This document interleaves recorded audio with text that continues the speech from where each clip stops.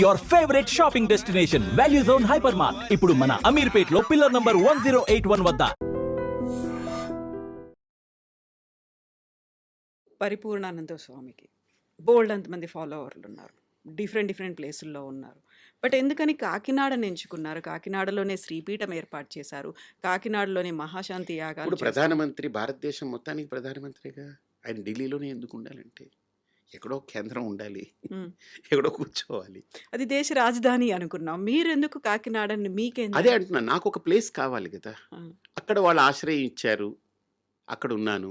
నాకు హైదరాబాద్లో ఇచ్చుంటే వచ్చుండేవాడినేమో, నాకు తెలియదు, ఏం తెలియదు. నేను చిన్నపిల్లవాడిగా నేను అటు గోదావరి ప్రాంతంలో తిరుగుతూ ఉంటే అక్కడ అప్పుడు ఉన్నటువంటి దంపతులు ఉన్నారు. వాళ్ళు ఆయన ముత్తా గోపాలకృష్ణ గారని ఒక ఆయన ఉండేవారు. ఆయన ఎమ్మెల్యేగా చేశారు అప్పుడు, తర్వాత ఇదయ్యారు. ఇప్పుడు ఏజ్ అయిపోయింది. ఆయన భార్య నా ప్రవచనాలకు వచ్చేది. ఆయన వచ్చి మీ స్పీచెస్ ఇక్కడ జరగాలి, మీరు ఇక్కడ ఉండాలి, మా ప్రాంతంలో ఉంటే బాగుంటుందని ఆయన రిక్వెస్ట్ చేశారు. తప్పకుండానండి, చూద్దామన్నాను. నేను అసలు ప్లానింగ్ లేదు, ఏం లేదు. Then it happen to be అక్కడ స్థలం ఇచ్చారు. శ్రీపీఠం కూడా నేనేం చేయలేదు. నిజంగా చెప్పాలంటే అదేదో భూమిలో నుంచి మొలుచుకొచ్చినట్టు అది అలా వచ్చింది తప్ప నేను ఎప్పుడూ దానికోసరంగా ఏమీ తాపత్రయపడలేదు. అది దైవానుగ్రహం, అలా డెవలప్ అయింది. ఆ కాకినాడ వాళ్ళ అదృష్టం అదంతే. సో మహాశక్తి యజ్ఞం ఏంటి, ఏం చేస్తున్నారు మీరు అందులో? ఇది ఒక అపురూపమైనటువంటి ప్రయోగం.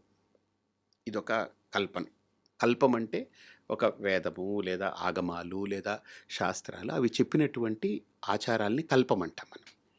ఇది ఒక అపురూపమైన కల్పం. ఏంటనంటే ఇది నవరాత్రుల్లో ప్రత్యేకించి 10 రోజులు దాన్ని 100 కోట్ల కుంకుమార్చన చేయాలని ఒక సంకల్పం.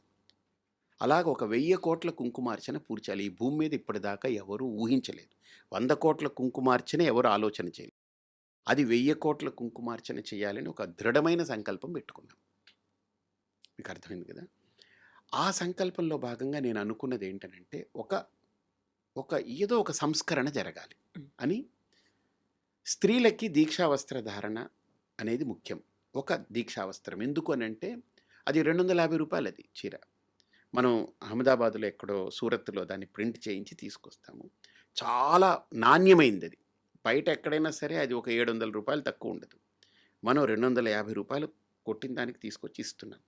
అది ఎందుకు అని అంటే చదువుకున్న వాళ్ళకి, చదువు లేని వాళ్ళకి, డబ్బున్న వాళ్ళకి, డబ్బు లేని వాళ్ళకి, తెల్లగా ఉన్నా నల్లగా ఉన్నా, లేదు పైన కులమైన కింద కులమైన, అసలు ఈ తరతమ భేదాలు లేకుండా ఒక స్త్రీమూర్తి అది కట్టుకోగానే అమ్మవారిలాగా మారాలి, కనపడాలి. ఇంకా ఆవిడ వెనక ఏది కనపడకూడదు, నాకు ఇంకా అమ్మవారే కనపడాలి. ఆ దీక్షావస్త్ర ధారణ యొక్క నియమం ఏంటంటే అది ధరించిన ప్రతి స్త్రీమూర్తి నాకు ఒక అమ్మవారు నడిచొస్తున్నట్టు ఉండాలి. ఇంకా XYZ ఇవన్నీ బ్లా బ్లా బ్లా బ్లా ఇష్టం లేదు నాకు. అలాగ నేను ఆలోచించినప్పుడు కొన్ని వేల మంది దాన్ని అంగీకరించారు. ఒక 50,000 మంది ఇప్పుడు రిజిస్టర్ చేసుకున్నారు. ఇప్పటికి అయింది మాకు. వాళ్ళు వస్తారు. ఇప్పుడు ఇంకొకటి ఏంటంటే నా ఆలోచన, వాళ్ళు 3 గంటల సేపు తదేక చింతనతో ఏకదృష్టితో ఉండి నిలబడగలరా అని వాళ్ళని మెల్లగా అలవాటు చేస్తూ తీసుకురాగలిగాను. మూడోది ఏంటనంటే భర్త పోతే మీరు పూజ చేయకూడదు, మీరు ఇది చేయకూడదు, అది చేయకూడదు అంటారు. అన్నిటికీ దూరం ఉండాలి అని అంటారు కదా. నేను మిగతావన్నీ పక్కన పెట్టా. అన్నీ పక్కన పెడదాం కాసేపు, అది వాళ్ళ అభిప్రాయాలు పక్కన పెడదాం. అసలు దేవుడికి ఎందుకు దూరం అవ్వాలి, పూజకి ఎందుకు దూరం అవ్వాలి, నేను బాగా దీని మీద చర్చ చేశా. లోపల మదించా నేను. ఇందాక చెప్పాను కదా, ఒక సన్యాసి, ఒక గురువు సమాజానికి ఎందుకు అవసరం అని చెప్పాను కదా మీకు. అలాగ దీని విషయంలో నేను బాగా మదించి చర్చించి అన్ని చోట్ల వెతికా. ఇది ఎవరో కావాలని ఒక కుట్ర చేశారు మన సంస్కృతి మీద. ఎందుకంటే స్త్రీయే ధర్మానికి మూలం. స్త్రీ పోతే ధర్మం లేదు. ఇంకా స్త్రీయే ధర్మం, స్త్రీయే మర్మం, స్త్రీయే మోక్షం. నిజమది, నేను కనిపెట్టింది అది. మా అమ్మ లేకపోతే పరిపూర్ణానంద లేడు కదా. చిన్న ఎగ్జాంపుల్ మన కళ్ళ ముందు. అలాంటిది నేను గమనించాను. ఒక స్త్రీ మూలం దీనికి. ఈ స్త్రీని ఏదో వంకబెట్టి దీంట్లో లేనిపోనివి కల్పించి ఈవిడ్ని దైవానికి, ధర్మానికి దూరం చేస్తే మెల్లగా ఈ ధర్మం నాశనం అయిపోతుంది. కాబట్టి ఏదో ఒక వంక పెట్టడం, దూరం చేయడం. ఇప్పుడు 3 రోజులు మైల ఉంది, అప్పుడు అన్నీ ఆపేయమంట. ఒక దేవుడిదే కాదు, నువ్వు ఏ పని చెయ్యకు. నాకు బాగా పరిచయం ఏంటంటే నా చిన్నప్పుడు మా ఇళ్లల్లో స్త్రీలకి 3 రోజులు ఆ రజస్వల ఇది ఉన్నప్పుడు వేరే రూములో హాయిగా పడుకోమనేవారు. ఫుడ్డు నేను పట్టుకెళ్ళి పెట్టేవాడిని. మా పిన్నికి కానీ, మా అమ్మకి కానీ వాళ్ళందరికి ఎవరికైనా నేను పట్టుకెళ్ళి పెట్టేవాడిని. నాకు తెలిసేది కాదు. పెద్దయిన తర్వాత తెలిసింది they should be given utmost rest for their body. కాకపోతే దాన్నొక టాబూ లాగా చూడడం అనేది అయింది ఆ! అనేది. అది దాన్ని అది అది అది కూడా ఉంది. అది కూడా ఉంది. కానీ ఈరోజు ఏమైపోయింది, అలా చూస్తున్నారని మనం వదిలేసుకొని రావడం వల్ల మానసిక సంఘర్షణ స్త్రీలో దానివల్ల పెరుగుతుంది. ఈరోజు చూడండి ఎనీ సైకియాట్రిస్టులు, సైకాలజిస్టుల దగ్గర స్త్రీ లోపల మనోబలం చాలా గొప్పది స్త్రీకి. శరీర బలం కంటే ఆవిడ అబల కాదు, ఆవిడ సబల అని మాట్లాడేవారు కదా! ఈరోజు స్త్రీలో ఆ మానసిక శక్తి ఎందుకు తగ్గిపోతుందనంటే, ఆ ఋతుక్రమంలో 3 రోజులు పూర్తిగా ఆవిడకి రెస్ట్ తీసుకోకపోవడం అనేది దోషం అది. తీసుకోవాలి. ఎందుకంటే ఆవిడ ఒక సృష్టికి ప్రిపేర్ అవుతుంది. ఒక సృష్టి చేసేదానికి తన శరీరమంతా ఒక నిర్మాణం జరుగుతుంది లోపల. ఆ జరిగేటప్పుడు తాను అనుభవించే నరకము మామూలుగా ఉండదు. శరీరము దట్ అండర్‌గోస్ దట్ పెయిన్. నాకు తెలీదది. వర్ణిస్తే నేను విని అమ్మా ఇదా ఏంటి వర్ణించారంటే, ఒక 5, 6 ఏనుగులు పొట్ట మీద ఎక్కి తొక్కితే, వీపు మీద ఎక్కి తొక్కితే పెళ ఎలా విరుగుతుందో, అంతకంటే ఘోరమైన నొప్పులు భరించాలట స్త్రీ లోపల. నాకు తెలీదది నిజమో కాదో నాకు తెలీదు. అలాంటి దుఃఖమైనటువంటి వాతావరణంలో ఈవిడ్ని మొత్తం పనులు చేయించి, బయటికి జాబులు చేయించి అన్నీ చేయిస్తే దట్ ఈస్ రాంగ్ అది. అందుకనే పూర్తి విశ్రాంతి ఇవ్వాలి. విరామం ఇవ్వాలి. ఆవిడకి కంప్లీట్‌గా 3 రోజులు, 4 రోజులైతే 4 రోజులు ఆవిడని total she should be out of that. ఉంటే తర్వాతంతా ఆవిడ అంత ఎనర్జిటిక్‌గా తయారవుతుంది. ఆవిడ అక్కడి నుంచి 11వ రోజు ఒక శిశువుని తనలో మొయ్యగలిగే శక్తిని పొందుతుంది. ఆ శిశువుకి తన సకల శక్తుల్ని ఇవ్వగలిగేటువంటి ఒక మాతృదేవతగా మారుతుందని మనకు పెద్దలు చెప్పారది. ఇదంతా ఒక కనెక్టివిటీ ఉంది. ఇదేదో ఊరికినే పెట్టింది కాదు.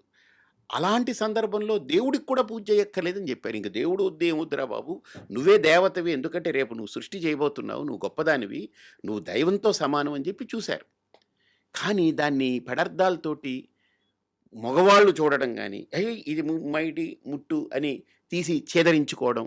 మళ్ళీ అదే స్త్రీ కదా నీకు కావాలి, రేపు అన్నం పెట్టడానికి ఎందుకు ఇప్పుడు ఛేదరించుకుంటావు? గౌరవించు. దాన్ని చక్కగా పడుకోమను. హాయిగా గౌరవించు. అంతేగాని ఛేదరించుకోకు. అసహించుకోకు. అది అసహ్యం కాదు. అది జరిగితేనే రేపు నీకు వారసులు కలుగుతున్నారు. నీకొక సంతానం ఇస్తుంది. కాబట్టి అసహించుకునేటువంటి దానికి కాకుండా, దాన్ని ఛేదరించుకునే దానికి కాకుండా, దాన్నేదో ఒక టాటీలాగా చూడటం కాకుండా, ఆవిడని గౌరవించడం నేర్చుకోవాలి. ఆవిడకి ఆ రెస్ట్ ఇవ్వాలి. అది మనం చేయగలగాలి. ఇది సంస్కారం ఇది. అది ఓకే అక్కడి దాకా. అందుకని భర్త పోయాడు నువ్వు పూజ చేయకూడదంటే ఏంటి అర్థం దాంట్లో నాకు? ఇన్ని వేల మందికి ఆ రోజు అన్నప్రసాదాలు ఇవన్నీ అవుతున్నప్పుడు 45 లక్షల మందికి మీరు అన్నప్రసాదాలు వితరణ చేశారు అని. అది నిజమేనా? ఆ నెంబర్ ఎలా తెలుసు మీకు? అంటే నాకెలాగంటే నేను ఒక బ్రహ్మచారిగా ఉన్నప్పుడు కొన్ని సందర్భాల్లో నాకు భోజనం దొరకలేదు. నేను తిట్టుకునేవాడిని. వివేకానంద స్వామి, శంకరాచార్యులు వారు వీళ్ళ ఫోటోలన్నీ ఉండేవి. నేను తిట్టేవాడిని, మీకు పని పాట లేదు, మీరందరూ సన్యాసులే, మా అమ్మ బుర్రలో దూరి మా అమ్మ నన్ను సన్యాసం చేసింది, నాకు తిండి కూడా లేకుండా చేస్తున్నారు మీరని తిట్టుకునేవాడిని. తిట్టుకుని నేనేంటంటే ఒక సందర్భంలో బాధపడుతూ, హ్మ్. నాకు తిండి పెట్టలేదు కదా, నేను 1,00,00,000 మందికి భోజనం పెడతా నేను, నువ్వేం పీకుతావని అలా మాట్లాడుకున్నా. అది ఎవరితోటి తెలియదు, నాకు తెలియదు. అలా కోపం వచ్చి మాట్లాడుకున్నా, నేను 1,00,00,000 మందికి భోజనం పెట్టాలని. నువ్వు నా కడుపు మాడిస్తే నేను 1,00,00,000 మందికి భోజనం పెడతా అని. అంటే నాకు అనిపించింది ఆ నేచర్ నన్ను చాలా గౌరవించింది అనిపించింది. నా దగ్గర డబ్బు ఉండదు, హ్మ్. అలా వస్తుంది పెట్టేస్తాము, మళ్ళీ చేతులు దులుపుకుని వెళ్ళిపోతాను. నేను ఎవరిని అడగను కూడా అడగను. నాకు ఇది కావాలి ఇది ఇవ్వండి అని ఎప్పుడు ఇప్పటిదాకా నేను అడగలేదు. నా గురించి అడగలేదు, దాని గురించి అడగలేదు. హ్మ్. అది అలా వస్తుంది, పని అయిపోతుంది, అయిపోతుంది, వెళ్ళిపోతుంది. అలాగా నేను ఇప్పటిదాకా మీరు అడిగినట్టు కౌంట్ ఎలా తీసుకున్నానంటే, కృష్ణా పుష్కరాలు జరిగాయి, హ్మ్. గోదావరి పుష్కరాలు జరిగాయి. హ్మ్. సో ఆ 4 పుష్కరాల్లో మేము తెలంగాణలో కావచ్చు, ఆంధ్రాలో కావచ్చు, 5 లక్షల మందికి భోజనాలు ఏర్పాటు చేశాం మేము. లక్షల మంది కౌంట్ మాది, హెడ్ కౌంట్. నేను ఊరికినే ఏదో రాతలు చెప్పడం కాదు, ఎందుకంటే నేను ఎవరికి లెక్కప్ప చెప్పక్కర్లేదు. సో హెడ్ కౌంట్ తీసుకుని చెప్తున్నా మీకు. రోజుకి 60,000 మంది, 70,000 మందికి భోజనాలు సప్లై చేశాం. అలాగా ఒక 30-40 లక్షల మందికి మేము భోజనాలు పెట్టాం. ఈ మహాశక్తి యాగం అయితే మీరు ఇప్పుడు కౌంట్ చేయొచ్చు, ఇన్ని వేల మంది తింటారు. 4-5 లక్షల మంది భోంచేస్తారు 11 రోజులకి. ఇలాంటివి ఇన్ని యాగాలు జరుగుతున్నాయి. 25 ఏళ్లగా శ్రీపీఠం పెట్టి భోజనం నిరంతరం పెడుతూ పెడుతూ పెడుతూ ఉన్నాం. పెద్ద యాగాలకి పెడతాము, మామూలు రోజుల్లో పెడతాం, అన్నీ పెడుతుంటాం. ఇలా లెక్కేస్తే ఒక 45 లక్షలకి తప్పకుండా ఇంకా ఎక్కువే పెట్టాం కానీ తక్కువ పెట్టలేదు. అలాగే నా కోరిక ఏంటంటే నేను వండి చాలా బాగా వండుతా. అంటే నేను అనుకోవడం కాదు కానీ తిన్నవాళ్ళందరూ చెప్తారు. 400 రకాలు తెలుసు నాకు. మీరు చేస్తారు 400 వెరైటీస్ అవన్నీ ప్యూర్ వెజ్జే కదా.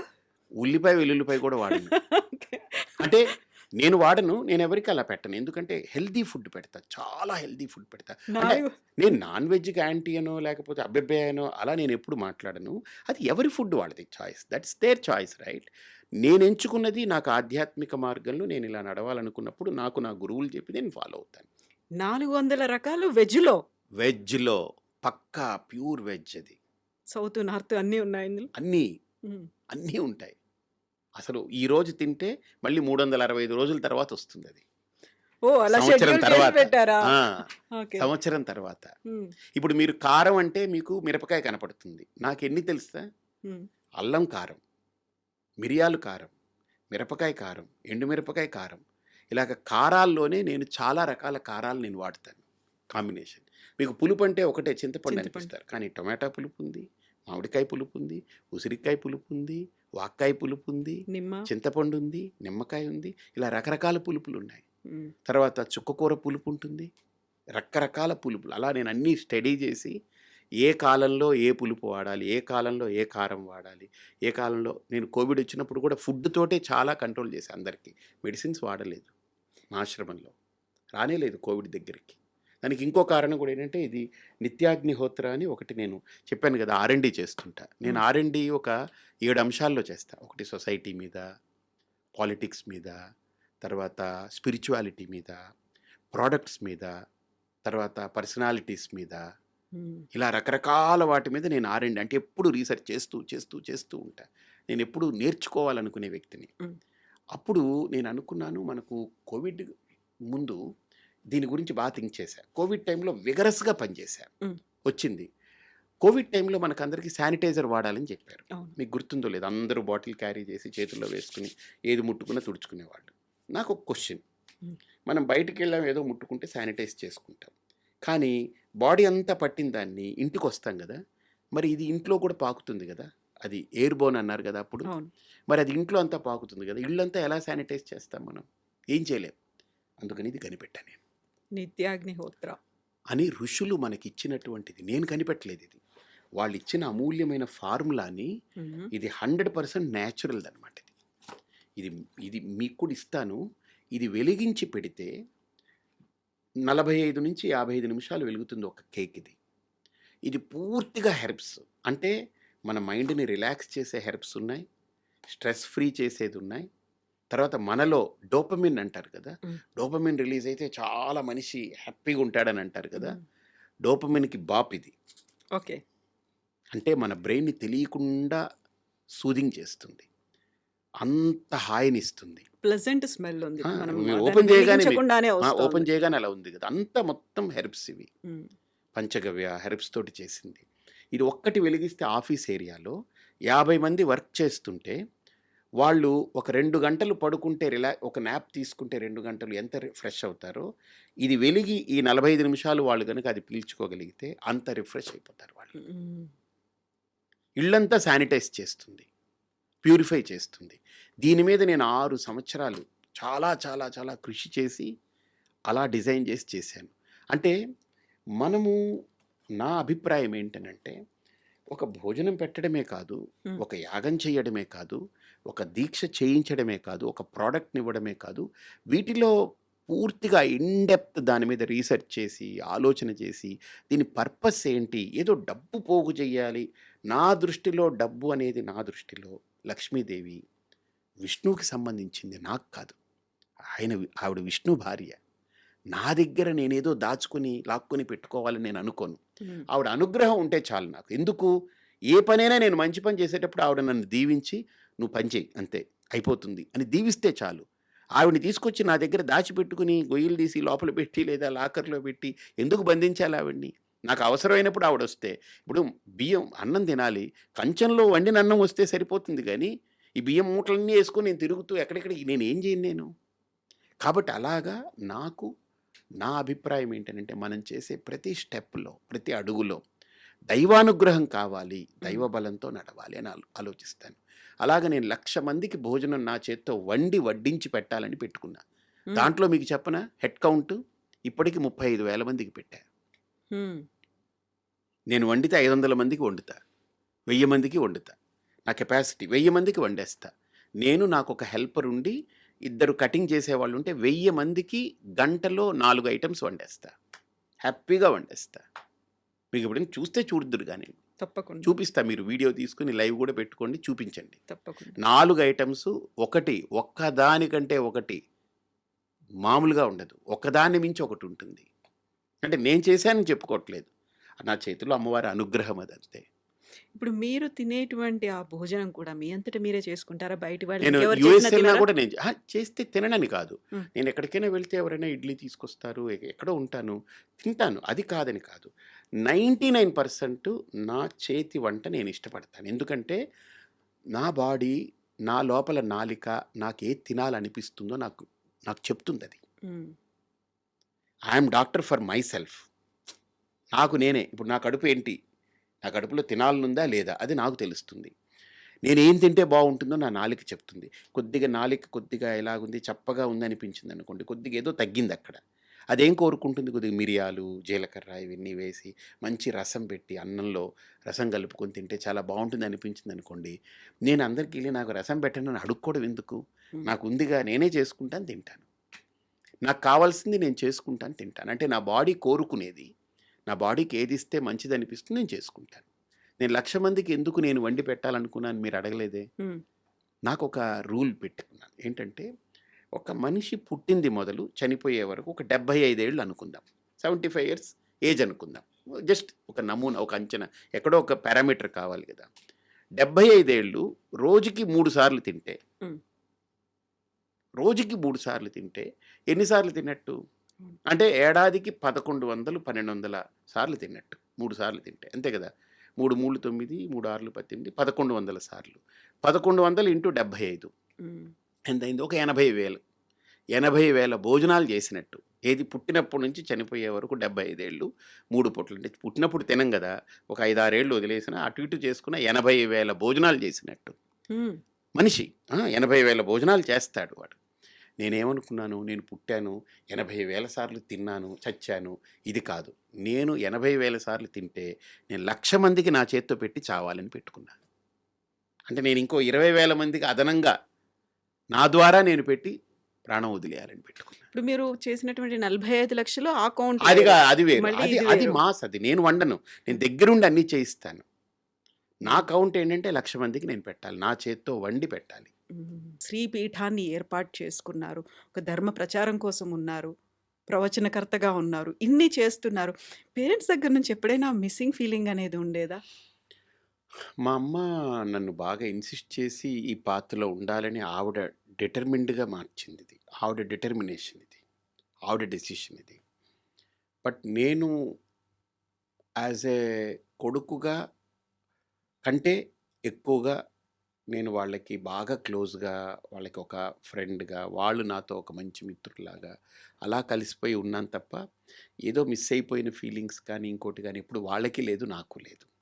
ఇప్పుడు మా అమ్మ లేదు. నాకు మా అమ్మ అంటే చాలా ప్రాణం ఇప్పటికి. అంటే సన్యాసినైనా నేను చెప్పుకుంటా. మా అమ్మే నా ప్రాణం. మా అమ్మ లేకపోతే నేను లేను. అంటే సహజంగా బయోలాజికల్ మదరే కాదు. హ్మ్. ఆవిడ నన్ను స్పిరిచ్యువల్‌గా ఈరోజు పరిపూర్ణానందగా నిలబెట్టింది ఆవిడ. ఫస్ట్. తర్వాత నా గురువు. మా నాన్నగారు ఏంటంటే మా అమ్మకి పూర్తిగా సహకరించేవారంతే. హ్మ్. సో, ఆయన he never interfered into her thoughts. ఆయన ఎప్పుడు ఇంటర్ఫియర్ అవ్వలేదు. మా అమ్మ డెసిషన్ రైట్ అనుకుని వదిలేసేవారు. సో, కాబట్టి మా అమ్మ లేకపోతే నేను లేను కదా! సో, కాబట్టి నాకు మొట్టమొదటి గురువు నా తల్లి. నన్ను ఈ మార్గంలో పెట్టింది. తర్వాత నా గురువు దయానంద స్వామీజీ. వారి వల్ల ఈరోజు ఇలా ఉన్నాను. కాబట్టి నాకు మోర్ దెన్ అమ్మ అనే దానికంటే ఏదో ఒక అమ్మవారి రూపమేమో ఆవిడ. నన్ను ఈ దారిలో పెట్టడానికి ఆవిడ నన్ను ఇలా కడుపులో మోసి నన్ను కని ఇలా చేసిందని నేను అనుకుంటానది. పరిపూర్ణానంద ఎవరు పెట్టారు ఈ పేరు? మా గురువుగారు. అంతకుముందు? అంతకుముందు నా పేరు మా ఇంట్లో మా అమ్మగారు వాళ్ళు కళాధర్ అని పిలిచేవారు. నా పేరు అది కళాధర్ అని. హ్మ్. ఆ తర్వాత కంప్లీట్‌గా అమ్మ మిమ్మల్ని పిలవాలి అంటే ఎలా పిలిచేవాళ్ళు? నన్ను రాజా అని పిలుస్తుంది. అంటే బిడ్డ అని పిలుస్తుంది ఇప్పటికి. ఇప్పుడుంటే అదే పిలిచేది. పోయేటప్పుడు కూడా అదే పిలిచే వెళ్ళింది ఆవిడ. హ్మ్. నన్నెప్పుడు స్వామీజీ అని గాని, పరిపూర్ణానంద అని గాని ఏమనదు. ఎప్పుడు అనలేదు. సో, అని కొన్ని నేను కోరుకోను కూడా. హ్మ్. మా అమ్మ నోట్లో నేను అదే మా గురువుగారు కూడా నన్నెప్పుడు స్వామీజీ అనరు. నన్ను రాజా అని పిలుస్తారాయన. ఆయనకిష్టం అలాగా. అంటే చిన్నవాడిని ఆయన దగ్గర. హ్మ్. మా అమ్మకి ఇప్పటికీ నేను బిడ్డనే గదా! ఢిల్లీకి రాజైనా తల్లికి బిడ్డే అలాంటి సామెత ఉంది గదా! ఎవరు ఎంత పెద్దోడైనా తల్లి తల్లే గదా! నిజం. ఆదిశంకరులంతటి వారే తల్లికి అంత ఆ స్థానం ఇచ్చారనంటే తల్లికి మించింది ఏముంది నా దృష్టిలో. హ్మ్. అందులో మా అమ్మ ఎస్పెషల్లీ ఒక బయోలాజికల్‌గా కని ఏదో అలాగా డబ్బులిచ్చాము, ఆస్తి ఇచ్చాము, అది ఇచ్చామని కాకుండా నాకు ఏమీ ఇవ్వలేదు. కానీ నన్ను పరిపూర్ణానందగా నిలబెట్టింది ఆవిడ. She is not just mother for me. నాకు అమ్మవారు ఆవిడ అంతే. ఆ దృష్టిలో నేను అది చూస్తానది. హ్మ్. ఇప్పుడు మనం భౌతికంగా ఆలోచించాలి అనుకుంటే, ఏ ఫ్యామిలీలో అయినా ఒక్కరే సంతానం ఉన్నారు. అందులోనూ అబ్బాయి ఉన్నాడు అంటే ఆవిడకి యూజు కళ్ళు లేదు. ఆ! నేనదే అడగబోతున్నాను. నేనది విన్నాను. అది నిజమేనా? పక్కా ఏంటి? 100%. ఏం నేను పుట్టడానికి జస్ట్ ఒక 1 ½ ఇయర్ ముందు ఆవిడకి she lost her sight completely. ఓహ్! ఏమైంది? ఆవిడకి రెటినిటిస్ పిగ్మెంటోసా అని ఆర్‌పి అని అంటే రెటినా కట్ అయిపోయింది ఆవిడకి. డిస్‌ఫంక్షన్ అయింది. ఇక దాంతో ఆ విజువల్స్ లోపలికి క్యారీ అవ్వదు. మిమ్మల్ని చూసుకోలేదు తనెప్పుడు? నన్నిప్పుడు తడిమే చూస్తుంది. ఎప్పుడు నా ముక్కు, నా కళ్ళలా తడుముకుంటుంది. నేనెప్పుడైనా బయట నుంచి వెళ్ళి ఏదైనా లాంగ్ ట్రిప్ వెళ్ళి ఒక 2 నెలలు, 3 నెలలు వెళ్ళిపోతే నేను రోజు ఫోన్ చేస్తాను. ఏం తిన్నావు? ఎలా ఉన్నావు? అని. వెళితే ఆవిడ దగ్గర పడుకుంటా నేను. హ్మ్. నువ్వు సన్యాసివి, నువ్వు పడుకోకూడదంటుంది. నేనంటాను, సన్యాసిగా పడుకోను నేను. కొడుగ్గా పడుకుని. కొడుగ్గా పడుకుంటాను. నాకు హక్కుందని అంటాను. నువ్వెప్పుడు కొడుగ్గా ఉంటావు, ఎప్పుడు సన్యాసిగా ఉంటావు అని అడుగుతుంది. సో, అలాగా ఆవిడ చాలా బ్రెయినీ, చాలా ఇంటెలిజెంట్. ఆవిడ వెరీ షార్ప్. హ్మ్. ఆవిడ తెలుగు ఒక లెక్చరర్‌గా పనిచేసింది ఆవిడ. హ్మ్. చాలా హార్డ్ వర్కింగ్ పర్సన్. నిజాయితీగా, అలా నిబద్ధతగా ఉంది. ఆవిడ నిజాయితీ ఎలాంటిదంటే నాకు సంస్కారం. ఆశ్రమంలో వాళ్ళు లాస్ట్ ఫేజ్ ఆఫ్ లైఫ్ ఆశ్రమంలో స్పెండ్ చేశారు ఒక 5 ఏళ్ళు. ఆవిడ దాచుకున్న డబ్బులో ప్రతి నెల బ్యాంకు నుంచి వచ్చే వడ్డీ మొత్తం డబ్బులు ఆశ్రమానికి కట్టి ఆవిడ బతికారక్కడ. హ్మ్. ఊరికినే ఉండాలని. నేను ఆశ్రమం పెట్టిన కొత్తల్లో కూడా ఇది నీది కాదు 10 మందిది. నువ్వు కష్టపడు. నువ్వు దానికి డబ్బు కట్టు, నువ్వు తినేదానికి, నువ్వు సేవ చెయ్యి అని చెప్పేది ఆవిడ. అలా నేర్పారు నాకు. అమ్మగారి పేరేంటి? మీనాక్షి, మీనాక్షమ్మ. నాన్నగారు? బాలచంద్రన్. ఓకే. నేనిప్పుడు మిమ్మల్ని అడగాలనుకున్న క్వెషన్ ఏంటంటే, ఒక్కరే సంతానం ఉన్నారు. అందులోనూ మగపిల్లాడు అనుకున్నప్పుడు మా వంశాభివృద్ధి చెందాలి. మా కళ్ళ ముందు పెళ్లి చేసుకోవాలి. మనవలు, అట్లీస్ట్ నా మనవరాలు కొడుకు నా దగ్గర ఉండాలి. హ్మ్. నా కొడుకు నా దగ్గర ఉండాలనే కోరుకుంటాను. అవును. ఇప్పుడు అమ్మకున్నటువంటి ఆ ప్రత్యేకమైనటువంటి పరిస్థితులు, అసలు నాకు అవసరాల అందుకనే నేపథ్యం చెప్తున్నాను కదా! అసలు మా అమ్మకి కళ్ళు కనపడవు. ఒక ఏజు, ఇంకెవరు లేరు. హ్మ్. వాళ్ళమ్మ చనిపోయారు. వాళ్ళమ్మ ఉన్నంత వరకు మా అమ్మ, అమ్మమ్మ, నాన్నగారు వాళ్ళు ఉండేవారు. ఆవిడ పోయారు. ఎవ్వరు లేరు. Why she has that? నా కొడుకు సన్యాసి అవ్వాలని ఎందుకు అనుకున్నారు? ఆశ్రమానికి కూడా నేను బలవంతంగా తీసుకొచ్చా. కోవిడ్ ముందు నాకెందుకో I was not comfortable. Covid 2020 March వచ్చింది కదా! 20థ్. అవును. నేను 2019 మేలో నాకెందుకో ఐ వాజ్ నాట్ కంఫర్టబుల్. వాళ్ళెక్కడో వైజాగ్‌లో ఒక ఇల్లు అద్దెకు తీసుకొని అలా దూరంగా ఉండేవారు. ఉన్నారు. నేను నేను వెళ్తుండేవాడిని. దూరంగా ఉన్న నేను వైజాగ్ వెళ్ళి వాళ్ళతో స్పెండ్ చేస్తాను, వంట చేస్తాను, మా అమ్మకి నచ్చినవన్నీ నేను చేసి పెడతాను. ఆవిడ నాతో బాగా అన్నీ చెప్తుంటుంది, అన్నీ మాట్లాడుకుంటాం, అన్నీ ఉంటుంది. బట్ నాకెందుకో ఐ వాజ్ నాట్ కంఫర్టబుల్. వాళ్ళని తీసుకొచ్చేయాలని అనిపించి వాళ్ళని అలాగా అక్కడి నుంచి కదపడం నాకు గగనమైంది. కానీ ఫైనల్లీ దే యాక్సెప్టెడ్. ఇంకా నా మాట నువ్వు వినాలి. నేను నీ మాట విన్నాను, సన్యాసినయ్యాను కదా! నువ్వు నా మాట విను అని చెప్పి లాక్కొచ్చాను వాళ్ళిద్దరిని. అప్పటి నుంచి వాళ్ళు అలాగా దే జస్ట్ మెయింటైన్. 23లో నాన్నగారు కాలం చేశారు. ఆవిడ 24లో వెళ్ళాలి. కానీ ఆవిడ స్ట్రాంగ్ పర్సనాలిటీ. నేను 25 ఉత్తరాయణం వచ్చే వరకు వెయిట్ చేయాలండి. డాక్టర్లందరూ పల్స్ లేదు, ఈవిడ ఎలా బతుకుతుందని చెప్పారు. హ్మ్. 94 డేస్ అలా ఉన్నింది ఆవిడ. అక్కడే అలా శ్రీపీఠం దగ్గరే ఉంది. శ్రీపీఠంలోనే అలా ఉండి రోజు వేదిక్ చాంటింగ్ వినడం. రోజు ఆ మంత్రం అయిపోయిన తర్వాత ఆ తీర్థం తీసుకొస్తే తీసుకోవడం. నేను వండి రోజు నేను తినిపించేవాడిని ఆవిడకి. ఫుడ్ పెట్టాను. నాకు గొప్ప అదృష్టం ఇచ్చింది మా అమ్మ. ఆవిడ రుణం తీర్చుకోలేం గానీ, కానీ ఎంతో కొంత నేను అన్నీ వదిలేసి ఆవిడతోటి ఉన్నా నేను. ఆవిడ పక్కన పడుకునేవాడిని, ఆవిడకి కాళ్ళు ఒత్తేవాడిని, ఆవిడకి అన్నీ చూసుకునేవాడిని, కబుర్లు చెప్పేవాడిని, అన్నీ చేసేవాడిని. సో, మీరిప్పుడు అమ్మగారి కోరిక మీదకు సన్యాసి అయినప్పటికీ వాళ్ళిద్దరూ దూరమైన తర్వాత ఉత్తర క్రియలు చేయాల్సినవుంటాయి. అది హ్మ్. మీరే అంటే చేశారా? ఉత్తర క్రియలు చేయక్కర్లేదు. కాకపోతే ఉత్తర క్రియలు చేయించాను. వేరే వ్యక్తిని నిమిత్తంగా వాళ్ళుండి చేస్తారది. హ్మ్. అంటే సన్యాసిగా కొన్ని దూరంగా ఉండాలి కర్మలుండవు వాటికి గదా! ఆ చేయి. కర్మలుండవు కాబట్టి వాళ్ళకి అందాలి కదా అవి. హ్మ్. ఆ చేసే కర్మలు వాళ్ళకి అందాలి. సన్యాసి చేస్తే అందవు. కాబట్టి ఎవరి ద్వారా అది పెట్టించి వాళ్ళకి చేయించి, వాళ్ళకి మా అమ్మ తరపున ఇవ్వాల్సింది ఏదైనా ఉంటే కొంత ఇచ్చి పూర్తి చేశాను. ఇప్పుడు మా అమ్మగారివి నడుస్తూ ఉన్నాయి. హ్మ్. ఇప్పటికి ఇప్పటికి. కూడా అంటే సంవత్సరం మొన్న కూడా కంప్లీట్ మొన్న అవుతుంది. జనవరి 13వ తేదీ ఇదయ్యారు ఆవిడ. కాలం చేశారు. నెక్స్ట్ ఇయర్‌కి అవుతుంది కాబట్టి ఇప్పటికి నడుస్తూ ఉంది. ఎవ్రీ మంత్ చేస్తారు. నేనది తీసుకెళ్ళి అలహాబాద్ కుంభమేళాలు అదంతా ఇది వేరే వాళ్ళని తీసుకెళ్ళి ఆ అస్థిక ఇవన్నీ చేయించాను. నేను దగ్గరున్నాను. వాళ్ళు చేశారనమాట. హ్మ్. ఎందుకని అమ్మకి ముందు నుంచి భక్తి ఉండేదా? మిమ్మల్నెందుకు ఒక సన్యాసిగా మార్చాలి అనుకున్నారు? ఆవిడ చాలా లోపల ఒక ఇన్‌సైట్ ఉన్న పర్సన్. ఆవిడకి లోపల ఏదో సంథింగ్ చెప్పాను గదా! ఆవిడకొక inner personality is very bloomed person. Hmm. అంటే చాలా చాలా వికాసము చెందిన వ్యక్తి ఆవిడ. మీరు ఈ మార్గంలోకి వచ్చిన తర్వాత భగవంతుడు అంటే ఏంటి అనేది అర్థమైందా? లేకుంటే భక్తి ఏంటి అనేది తెలుసుకున్నారా? ధర్మం ఏంటి అనేదా? మతం ఏంటి అనేది ఎలా తెలుసుకున్నారు? ఏమర్థమైంది మీకు? ఇది ఒక బ్రహ్మ పదార్థం. ఏది? ఇప్పుడు మీరడిగిన ప్రశ్నలన్నీ ఆ! కదా! ఇప్పుడు ఇవి చెప్పాలి అనంటే ఇది ఒక పెద్ద ఒక ట్రెజర్ నిధి కదా! ఇప్పుడు రేగుపళ్ళు అమ్మేవాడి దగ్గరికెళ్ళి నాకిప్పుడు వజ్రం కావాలని అడిగామనుకోండి, వాడికి అర్థం కాదు హ్మ్. కదా! సో, వజ్రాల వ్యాపారి దగ్గరికెళ్ళి మనం వజ్రం అడిగామనుకోండి, దొరుకుతుంది. ఎన్ని క్యారెట్స్ అని అడుగుతాడు. ఎన్ని సెంట్స్ అడుగుతాడు. ఫస్ట్ క్యారెట్లు అడగడు. సెంట్స్ అంటాడు. ఎందుకంటే క్యారెట్ల మీద కొనాలంటే చాలా పెద్ద ఆస్తిపరుడై ఉండాలి. అలాగా ఇదేంటనంటే మీరు అడిగిన ప్రశ్న నాకు ఎలాంటిదేనంటే, ఇప్పుడు నేను చెప్పాలి. కానీ అంత చెప్పడానికి సమయము, ఓపిక ఇవన్నీ సరిపోనిది. కానీ బట్ ఎనీవే క్రిస్ప్‌గా చాలా క్రిస్టల్ క్లియర్‌గా, క్రిస్ప్‌గా చెప్పే ప్రయత్నం చేస్తాను. మనకు కనిపించే ప్రపంచం ఒకటి. కనపడని దేవుడు ఇంకొకటి. హ్మ్. కనిపించే ప్రపంచంలో మనం ఉన్నాం. కానీ కనపడని దేవుడి కోసం ఆలోచన చేస్తున్నాం నిరంతరం. ఇప్పుడు మీరు అడిగారు చూసారా? ఆ కనపడని దేవుడిని నమ్మడం అనేది భక్తి. హ్మ్. అర్థమైందా? నమ్మిన తర్వాత ఆ దేవుడి కోసం నేను పూజ చేయాలా? వ్రతం చేయాలా? దీక్ష చేయాలా? ఏదైనా త్యాగం చేయాలా? ఏం చేయాలి? అని వివరించినది ధర్మం. హ్మ్. అర్థమైందా? సో, ధర్మానికి, మతానికి చిన్న తేడా ఉంది. మతం అనేది ఒక వ్యక్తి ద్వారా తయారవుతుంది. ఒక వ్యక్తి దానికి నిర్మాత అవుతాడు. ధర్మం అనేది వ్యవస్థ అవుతుంది. ధర్మం ఒక వ్యవస్థ ద్వారా రూపొందుతుంది. హ్మ్. మతం అనేది ఒక వ్యక్తి ద్వారా రూపొందుతుంది. కాబట్టి ఈ హిందుత్వం అనేది ప్రధానంగా ఒక ధర్మం ఇది. అంటే నేను ఎలా ఉండాలి? ఏం చేయాలి? ఏ రకంగా నేను ఇది చేయాలనేది. ఇప్పుడు వ్యక్తి ద్వారా వచ్చిన దానికి, వ్యవస్థ ద్వారా వచ్చిన దానికి తేడా ఏంటనంటే, వ్యవస్థ అకామిడేట్ చేస్తుంది. మీకు అర్థమైంది కదా!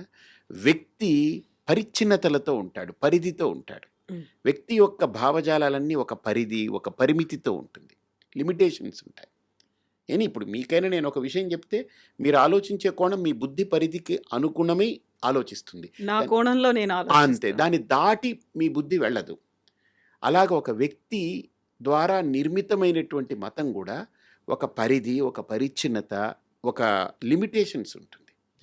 అందుకనే మతాలనేవి ఎప్పుడూ కూడా ఒక మతం ఇంకొక మతాన్ని అంగీకరించదు. ఒక మతములో ఉన్న దేవుడు ఇంకొక మతంలో ఉన్న దేవుడిని అంగీకరించదు.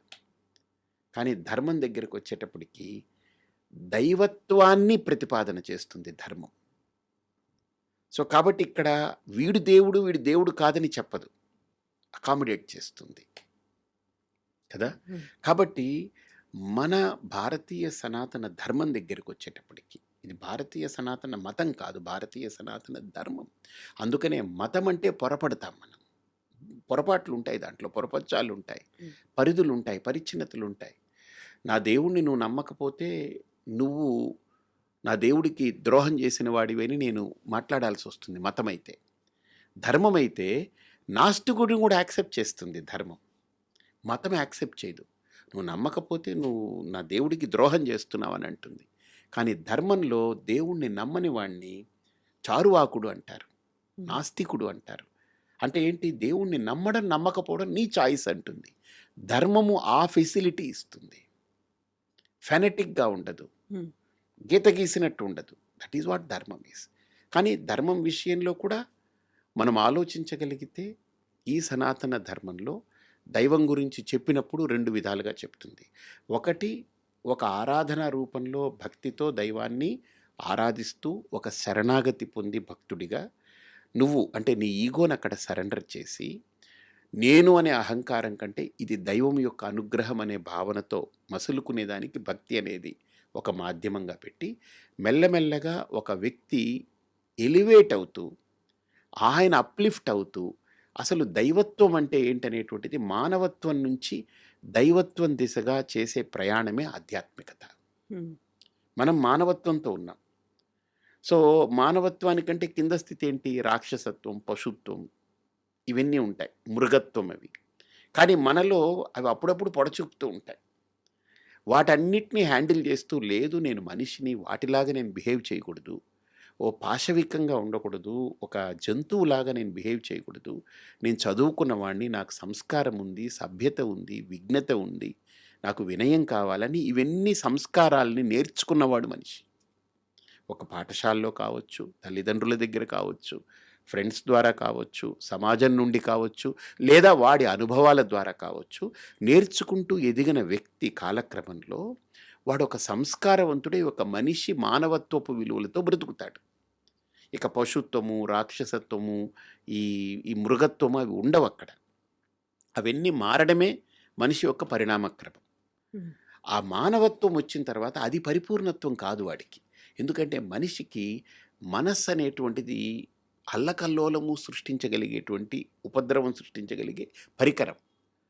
అలాంటి ఆ మనస్సుని ఎలా మనం మలుచుకుంటూ ఒక పరిపూర్ణత్వం దిశగా మనం వెళ్ళాలి, ఒక పరిపక్వమైనటువంటి స్థితికి మనం ఎలా చేరాలి అనేటువంటిది దైవత్వానికి సంకేతం కాబట్టి, పరిపూర్ణమైనది దైవత్వం కాబట్టి, ఆ స్థాయికి చేరడానికి వేసిన బాటనే ఆధ్యాత్మికత. Hmm. కాబట్టి భక్తిలో నాకు ఇవన్నీ కాదు, నేను నమ్మాను, శరణాగతుడినై ఉంటున్నాను. కానీ కాలక్రమంలో ఆ భక్తి పరిపక్వమైతే అది ఆధ్యాత్మికంగా పరిణమిస్తుంది. భక్తి ఆధ్యాత్మికతలోకి పరిణమించకపోతే, అలా అలా కన్వర్ట్ అవ్వకపోతే, ఆ కన్వర్షన్ జరగకపోతే, లైక్ ఇప్పుడు ఎగ్జాంపుల్ నేను మాట్లాడుతున్నాను, ఈ మైక్ గ్రాస్ప్ చేసింది, దీన్ని వేవ్స్ కింద కన్వర్ట్ చేస్తుంది కదా. ఈ వేవ్స్ని తీసుకెళ్ళి కెమెరాలోకి ఇస్తుంది, కెమెరాలో నా ఆడియో, నా వీడియో తీసుకుంటుంది, అది క్యాప్చర్ చేస్తుంది. ఈ రెండింటిని మనం కలిపి తర్వాత తీసుకుని టెలికాస్ట్ చేస్తాము. మళ్ళీ ఆ వేవ్స్ కన్వర్ట్ అయ్యి వర్డ్స్ కింద, మాటల కింద కన్వర్ట్ అవుతాయి. మళ్ళీ ఆ వేవ్స్ మళ్ళీ బొమ్మల కింద కన్వర్ట్ అవుతాయి. ఇవన్నీ అవుతున్నాయి కదా. సో ఆ ఫార్మేట్ ఆఫ్ కన్వర్షన్ Hmm. అది ఎలాగైతే దీంట్లో ఉందో అలాగనే ఆధ్యాత్మికతలో కూడా, ధర్మంలో కూడా ఒక భక్తుడు ఒక ఆధ్యాత్మిక సాధకుడిగా కన్వర్ట్ అవ్వాలి. అంటే ట్రాన్స్ఫర్మేషన్ అంటాం, కన్వర్షన్ అన్నము ట్రాన్స్ఫర్మేషన్ అంటే ఆ ఎదుగుదల, ఆ పరిణితి రావాలి. అది రాకపోతే భక్తికి ప్రయోజనం లేదు. Hmm. భక్తి యొక్క పరాకాష్ట, భక్తి యొక్క కంప్లీట్నెస్ ఆఫ్ భక్తి is transforming a devotee into a spiritual seeker. ఒక ఆధ్యాత్మిక సాధకుడిగా పరిణితి పొందడం, అది కావాలి. Hmm. ఇప్పుడు ఒక వ్యక్తి నేను భక్తుడు కావాలి అనుకుంటే డైరెక్ట్గా భగవంతుడి దగ్గరికి వెళ్ళి ఒక శరణాగతో, లేకుంటే నవవిధమైనటువంటి భక్తి రూపాలు, మార్గాలు ఉన్నాయి, అది ఆచరిస్తే లేకుంటే అనుసరిస్తే సరిపోదా? మధ్యలో కొంతమంది గురువులు ఉంటారు, ఆశ్రమాలు ఉంటారు, పీఠాధిపతులు ఉంటారు, వారి దాకా వెళ్ళి అక్కడి నుంచే వెళ్ళాల్సినటువంటి అవసరం ఉంటుందా? మంచి ప్రశ్న. ఇప్పుడు మనము ఒక్కటి ఆలోచన చేయండి, అసలు ఈ భక్తి, ఈ దేవుడు, ఈ పద్ధతి, ఈ ధర్మము ఎవరిచ్చారు మనకు? ఎక్కడి నుంచి వచ్చింది? ఎవరో ఇస్తేనే కదా, ఎవరో చూపిస్తేనే కదా ఒక మనం. పరంపర లాగా. కాబట్టి ఆ పరంపరని మనం గౌరవిస్తున్నాం. లేకపోతే ఎవరికి నచ్చినట్టు వాళ్ళే ఏదో భక్తిలో వెళ్ళిపోయారనుకోండి, అది ఏమిటవుతుంది? ఒక వ్యవస్థ ఉండదుగా, ఒక ప్రణాళిక, ఇగో ఒక విష్ణువు, ఒక వైష్ణవము, ఒక శైవము, ఒక అమ్మవారు లేదా ఇది కొన్ని దాన్ని నిర్వహించి, దాన్ని అందించి, సరిగ్గా దాన్ని అందిపుచ్చుకొని, వాళ్ళు ఆచరించి, వాళ్ళు దాంట్లో ఎలివేట్ అయ్యి, వాళ్ళ కింద వాళ్ళకి దాన్ని మళ్ళీ అందించడం అనేది ఎలాగైతే ఒక లీనియేజ్ ఉంటుందో, ఇది కూడా అంతే. భగవంతుడు ఎవరో తెలుసుకోవాలి అంటే ప్రతి ఒక్కరూ మీలాగా అంత డీప్‌గా వెళ్ళాల్సిన అవసరం లేదు. నేను దేవుడి గుడికి వెళ్తున్నానా, పండగలప్పుడు పూజ చేసుకుంటున్నానా, నేను అందరితో కలిసి సెలబ్రేట్ చేసుకుంటున్నానా, నాకు కుదిరినప్పుడు వెళ్లి దండం పెట్టుకొని వస్తున్నానా, అది భక్తి. అది సరిపోతుంది కదా! ప్రతి ఒక్కరూ అంత డీప్‌గా వెళ్ళి తెలుసుకోవాల్సినటువంటి అవసరం. ఆధ్యాత్మిక మార్గం అంటే ఇవన్నీ చేస్తేనే ఆధ్యాత్మిక మార్గమా? లేకపోతే నేను వెళ్ళాను, దండం పెట్టుకొని వచ్చాను, నా బర్త్‌డేనో, నా మ్యారేజ్ డేనో, ఇంకోటో ఉంది, పండుగ రోజు ఉంది. అది సరిపోదంటారా? ఇప్పుడు మీ ఇంట్లో పెళ్లి జరుగుతుంది. మీరే నాకు ఆన్సర్ చెప్పాలి దీనికి. మీరు అడిగిన దానికి. నేను మీకు ఒక కౌంటర్ క్వెషన్ వేస్తాను. మీ ఇంట్లో మీ పాప ఉంది. హ్మ్. పాపకి పెళ్లి చేస్తున్నారు హ్మ్. అనుకుంటా.